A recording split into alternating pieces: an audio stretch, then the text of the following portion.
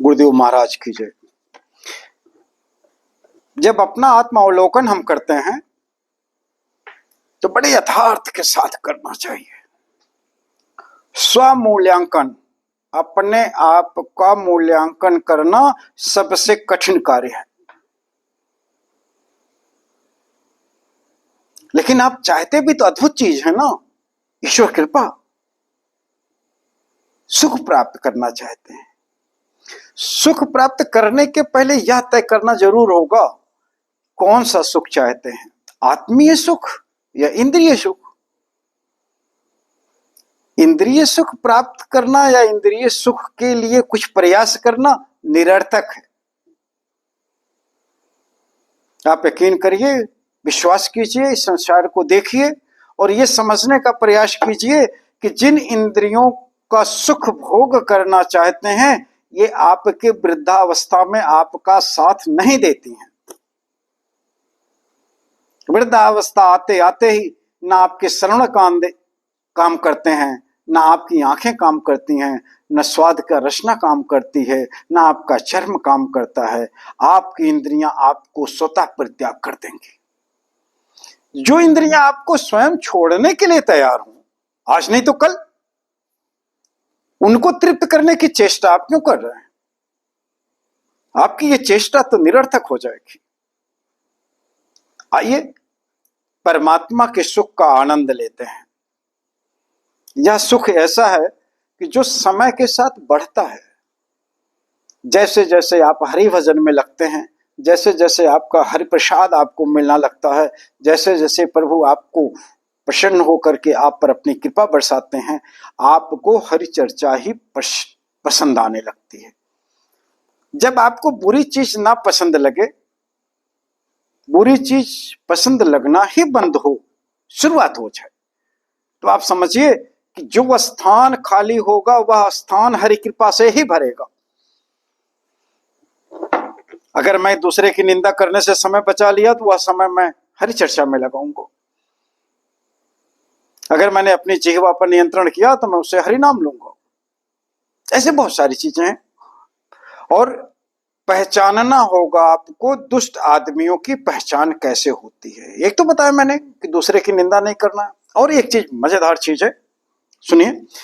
उदासीन अरिमीत हित सुनत जरहि खलरीत। दुष्ट पुरुषों की एक परंपरा और भी होती है, ये किसी के नहीं होते। उदासीन, ना ये अपने शत्रु के होते हैं, ना ये अपने मित्र के होते हैं। अपने मित्र की भलाई भी सुन करके इन्हें जलन महसूस होती है। शब्दों पर बहुत ध्यान दीजिए। अगर अपने किसी हितैषी व्यक्ति का लाभ की सुन करके, लाभ की जानकारी प्राप्त होने पर, करना नहीं है आपको, किसी और ने किया होगा, उसने अपने कर्म से अपना लाभ अर्जित किया होगा जिसमें आपका कोई योगदान नहीं है, लेकिन अगर आप सुनते हैं, आपके श्रवण में बात जाती है कि अमुक व्यक्ति अपने परिश्रम से या किसी की कृपा से या कहीं से किसी चीज का उत्तराधिकारी बन गया है या कोई लाभ पाया है, और आपको जलन होती है, ईर्ष्या होती है, और आपके मुंह से निकल पड़ता है, ऐसे कैसे, ऐसे कैसे हो सकता है? वो संभव ही नहीं है, उसमें एक काबिलियत ही नहीं है। इस तरह की जब अभिव्यक्ति हमसे निकलती है किसी की भलाई सुन करके, तो आप यकीन मानिए आप एक ईर्ष्यालु व्यक्ति हैं।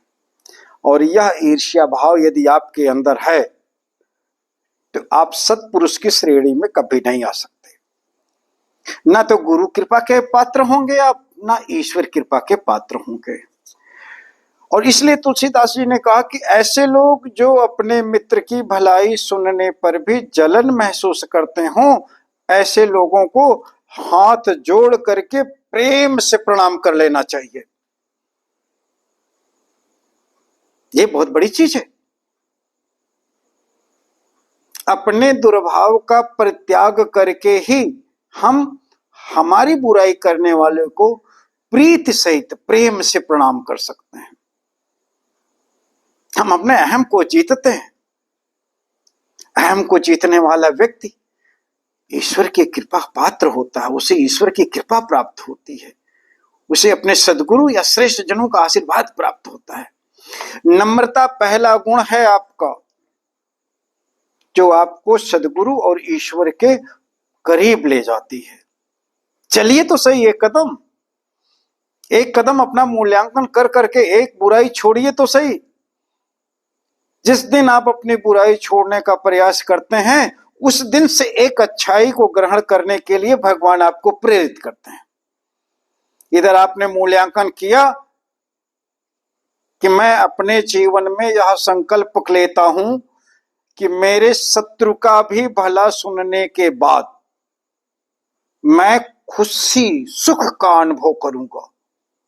गजब की आत्म तृप्ति होती है। अपने तो छोड़िए, प्रैक्टिस तो यहां करना है कि जब अपनों का भी कोई सुख प्राप्त होता है, उसमें भी मैं सुख का अनुभव करूं। और ये इसको मैं अगर धीरे धीरे बढ़ाता जाता हूं तो एक दिन मैं अपने शत्रु के लाभ पर भी प्रसन्न होऊंगा। और जिस दिन मैं अपने शत्रु के लाभ पर भी प्रसन्न हो जाऊंगा, उस दिन समझिएगा कि मैं आत्मीय सुख की तरफ बढ़ गया। और जिस दिन मुझे आत्मीय सुख बढ़ जाएगा, उस दिन हम इस लोक में दुष्ट प्रवृत्ति से रह कर करके नहीं जिएंगे। आइए संकल्प लेते हैं और अपनी इस एक बुराई का, कि किसी की प्रशंसा, किसी की भलाई, किसी का कहीं उच्च स्थान पर प्राप्ति या किसी भी लाभ में, हम ईश्वर से विनती करेंगे कि हे प्रभु, हमको जलन ना महसूस हो, हमको ईर्ष्या ना हो, हम उसके प्रतिद्वंदी ना बने।